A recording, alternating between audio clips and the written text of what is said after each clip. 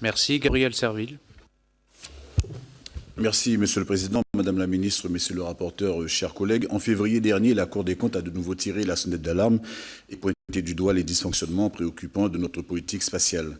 Outre ces critiques récurrentes, qui semblent ne trouver aucun écho chez les exécutifs successifs et qui pointent du doigt la part excessive de la prise en charge par la France des coûts de lancement des lanceurs européens, l'institution pointe désormais du doigt un secret de polichinelle, notre industrie spatiale est moins compétitive.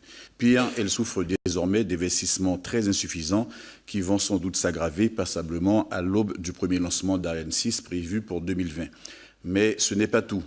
La Cour des comptes met également en cause les affirmations selon lesquelles Ariane aurait réussi à conserver son leadership sur le marché des lancements commerciaux. Au contraire, elle avance que cette pole position aurait été récupérée dès 2017 par l'américain SpaceX avec un carnet de commandes pour le premier semestre équivalent à celui du lanceur européen sur l'année.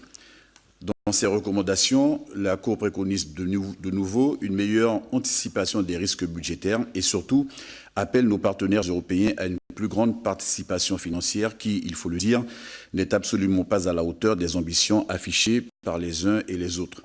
Madame la Ministre, le spatial en Guyane, ce sont 10 800 emplois directs et indirects, soit pas moins de 30% de la masse salariale privée locale et plus de 40% des recettes fiscales issues de l'octroi de mer. C'est dire si les errances en la matière risquent de nous coûter très très cher. Pourtant, à la lecture des documents fournis par Bercy, il semblerait qu'en dépit du constat alarmiste de la Cour des comptes, la trajectoire n'ait pas bougé d'un iota.